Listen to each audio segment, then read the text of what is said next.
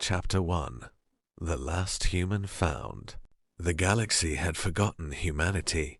300 years had passed since the last verified contact with Earth.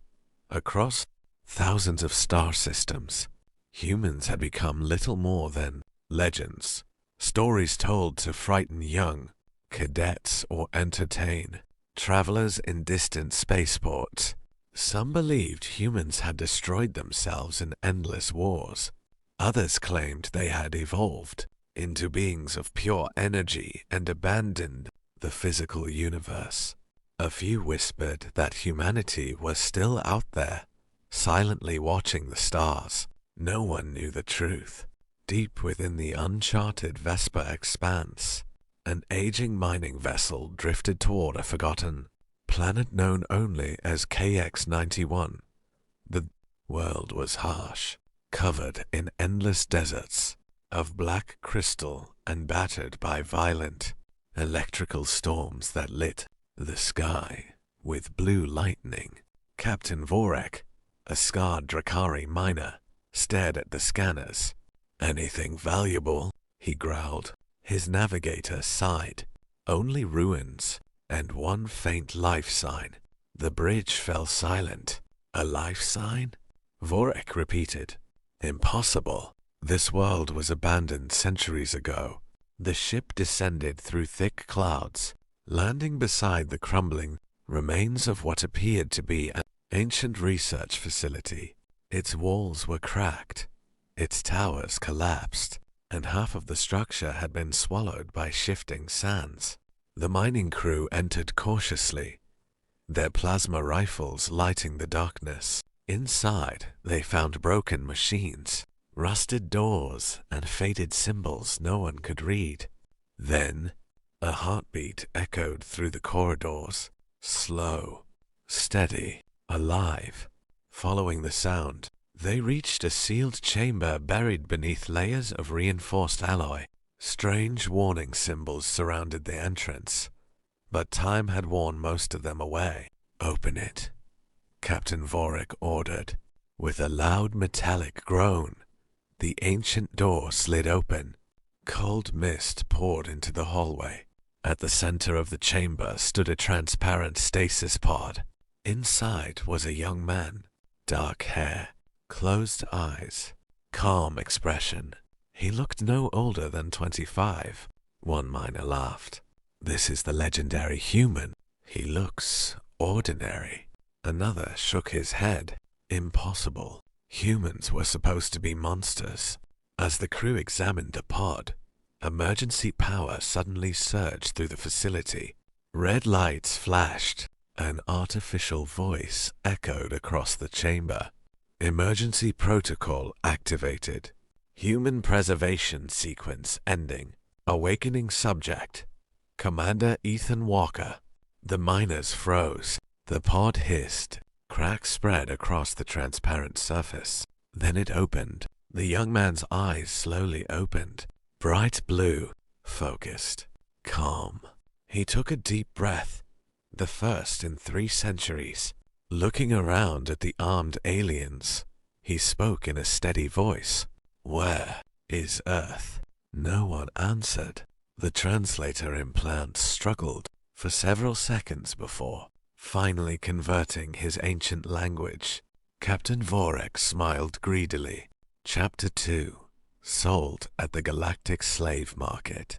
The ancient defense cannons remained aimed at the sky. Blue energy pulsed through the ruins as dormant satellites awakened one by one. Captain Vorek knew they had only minutes before the planet became too dangerous to stay. "Retreat," he shouted. "Take the human. Leave everything else." The miners surrounded Ethan Walker with plasma rifles. Ethan glanced at the weapons, but made no move to resist. He was still trying to understand what had happened. 300 years. His home, his people, gone. A heavy energy restraint was locked around his wrists. One miner laughed. "I expected the legendary humans to fight." Another smirked. "Maybe the stories were exaggerated." Ethan remained silent. He had learned long ago that survival often began with patience. The mining crew rushed back to their ship just as a massive beam of blue light shot into space from the ancient facility. Behind them, enormous defense drones rose from beneath the sand, scanning the skies for enemies. Captain Vorek pushed the engines to maximum power. Get us out of orbit. The ship barely escaped as several ancient orbital cannons fired warning blasts into the darkness of space. Hours later, the mining vessel entered one of the busiest regions in the galaxy, the commercial world of Zarion Prime. Every species imaginable crowded its streets. Towering reptilian merchants bargained beside floating energy beings. Massive insectoid workers carried cargo across glowing bridges. Robotic traders advertised rare technology from forgotten civilizations. At the center of the city stood the Galactic Exchange. Officially, it was a trade market. Unofficially, it was the largest slave auction in the outer systems. Captain Vorek smiled as he led Ethan toward the auction platform. This human is going to make me rich. Crowds gathered immediately. Is that real? I thought humans were extinct. It looks small, primitive. The auction master climbed onto the stage. Ladies and gentlemen, today we present a living relic. A genuine human from the lost age. Gasps echoed across the hall. The bidding began instantly. 500,000 credits. 1 million. 2 million. The price climbed higher than anyone expected. Collectors wanted him. Scientists wanted to study him. Throughout the auction, Ethan stood quietly. His eyes carefully studied every exit, every guard, every security camera. He wasn't looking for a fight. He was gathering information. High above the auction floor, inside a private royal balcony, a young alien princess watched with curiosity. Princess Lyra of the Astran Empire frowned. He doesn't look frightened. Her royal advisor nodded. No, Your Highness. He looks like he's planning something. Moments later, a new voice echoed across the auction hall. 10 million credits. Silence. Every head turned toward the royal balcony. The Imperial Treasurer stood beside Princess Lyra. Chapter 3. Laughed at by the alien nobles. The Astron Imperial Palace floated above the capital city like a second moon. Its silver towers pierced the clouds, while thousands of starships circled the palace in perfect formation. Alien nobles lined both sides of the grand hall. The moment they saw him, whispers spread through the crowd. So that's the famous human. He looks too fragile. I've seen service robots that look stronger. I can't believe the Empire paid 10 million credits for him. Laughter echoed beneath the towering ceiling. Ethan ignored every insult. His calm expression never changed. At the end of the hall sat Emperor Kalor on a magnificent throne carved from glowing white stone. Beside him stood Princess Lyra, who silently watched the human with growing curiosity. The Emperor studied Ethan for a long moment.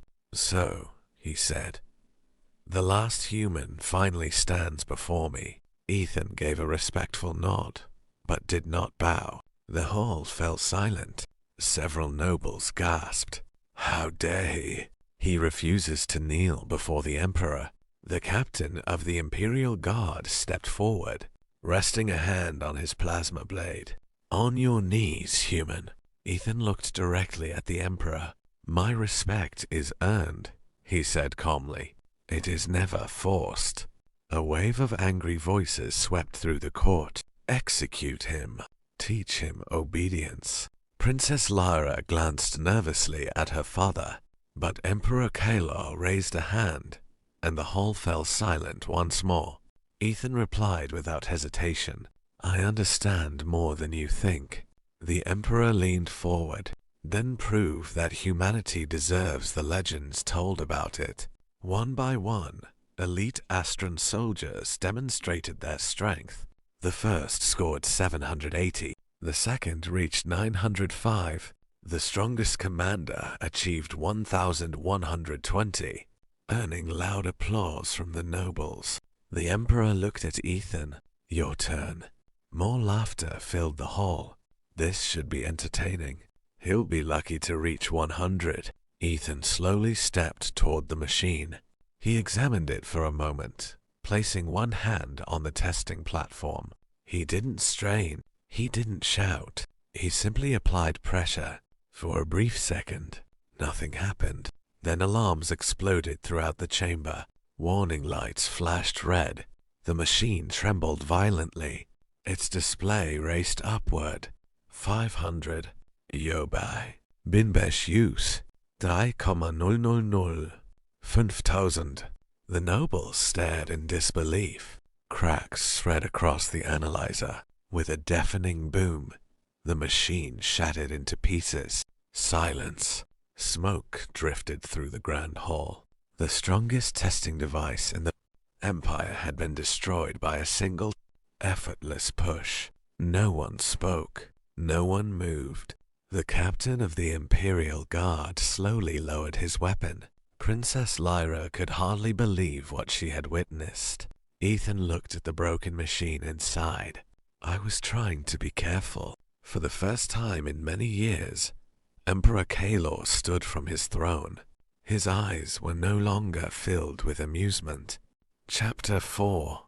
The Impossible Trial. The shattered remains of the Imperial Strength Analyzer still lay, scattered across the throne room floor. No one laughed anymore. You destroyed the strongest testing machine in my empire, he said. But raw strength alone does not make a great warrior. Ethan nodded calmly. You're right. The Emperor raised an eyebrow. Then let us see if the legends speak of more than muscle. He turned toward the captain of the Imperial Guard. Prepare the Imperial Combat Arena. Floating cameras broadcast the event across the Estran Empire. The headlines spread rapidly. The last human enters the arena. Millions tuned in. Some expected entertainment. Others expected an execution. In the center of the arena stood Ethan, unarmed and wearing only the simple clothing he had awakened in. A massive gate rumbled open. Out stepped General Kravos, the Empire's undefeated champion. The crowd erupted in cheers. Kravos, Kravos, Kravos. The general smiled confidently. So, you're the famous human. Ethan simply replied, That's what they call me. Kravos planted his hammer into the arena floor, cracking the stone. I've defeated beasts that could crush tanks. Don't expect mercy. I never do, Ethan answered. A horn sounded. The duel began. The audience gasped.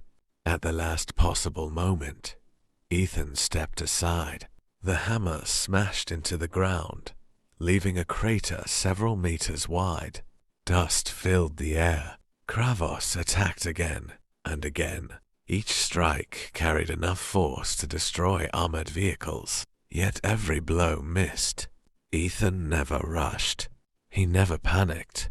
He moved with calm precision, reading every attack before it happened. Princess Lyra watched from the royal balcony. He isn't faster, she whispered. The Imperial advisor nodded slowly. No, he's predicting every move. Frustrated, Kravos roared and unleashed a relentless barrage of attacks. The arena shook. Stone pillars collapsed. Shockwaves echoed through the stadium, but Ethan remained untouched. Finally, the human spoke. You're relying on strength. Kravos snarled. Strength wins wars. Ethan shook his head. No. He stepped forward for the first time. Wisdom wins wars. The impact looked almost effortless. Silence. The Empire's undefeated champion struggled to stand. Then, slowly, He lowered his head. I surrender. For the first time in Astron history, General Kravos had been defeated, not by overwhelming violence, but by skill, discipline, and control. The entire stadium rose to its feet, some in shock, others in admiration. Even Emperor Kalor remained speechless. Ethan had proven something far more dangerous than incredible strength. He was a master of war. Rows of blue lights illuminated their massive hulls. An artificial intelligence announced, "Operation Homecoming, Phase 2 initiated. Destination locked. The commander will not stand alone." One by one, the silent fleet entered hyperspace. Humanity was coming home. Chapter 5. The princess notices something strange. The news of Ethan Walker's victory spread across the Astron Empire within hours. The human defeated General Kravos without killing him. He could have ended the fight in seconds. Yet he chose restraint. Who were the humans, really? Inside the Imperial Palace, however, the mood was far more serious. That evening, Princess Lyra stood outside Ethan's room with a tray of food. The guards exchanged confused glances. "Your Highness," one of them said. "Servants could have delivered this." "I know," Lyra replied with a faint smile. "I'd like to speak with him myself." The heavy doors opened. Ethan was seated beside the large window, gazing at the stars. For a long moment, neither of them spoke. Finally, Lyra placed the tray on the table. "You haven't eaten since arriving." Ethan smiled politely. "I was thinking about Earth." He nodded. "I wonder if anything is left." Lyra sat across from him. "When I was a child," she said softly, "our teachers described humans as violent conquerors." Ethan chuckled quietly. "Were they wrong?" "Not entirely." A shadow crossed his face. "I don't know the whole truth. I volunteered for a classified mission. I entered stasis before the final evacuation. When I woke up," he paused. Everything was gone. Lyra noticed something unusual. Whenever Ethan spoke about humanity, he never spoke with hatred, only sadness. That didn't match the stories she had been taught. Before she could ask another question, a soft metallic chime echoed through the room. Ethan instinctively looked toward the ceiling. His eyes narrowed. Lyra frowned. "What is it?" Instead of answering, Ethan slowly walked to the window. Far above the palace, hidden among ordinary stars, a tiny blue light flashed 3 times, only for a second. Then it disappeared. Lyra hadn't noticed it, but Ethan had. His heartbeat quickened. He knew that signal. It wasn't alien. It was human. An old military recognition code. Someone, or something, had found him. Fleet status. Should we contact the commander? A brief silence followed. Then the Central Intelligence answered, "Negative. If the galaxy learns humanity still possesses a fleet, it will begin in another war. Continue observing." His eyes were sharper, more alert, as if he suddenly realized he was no longer alone. "You saw something," Lyra whispered. Ethan met her gaze. "Perhaps. Will you tell me?" He smiled gently. "When the time is right." Lyra sighed, pretending to be annoyed. "You humans enjoy mysteries." Ethan laughed quietly. "No. We simply learned that some truths can change the fate of an entire galaxy." Outside the palace, dark clouds gathered over the capital. None of the citizens knew it yet, but somewhere beyond the stars, humanity had awakened. Thanks for watching, and we'll see you in the next adventure. Don't forget to subscribe, and I'll see you in the next one.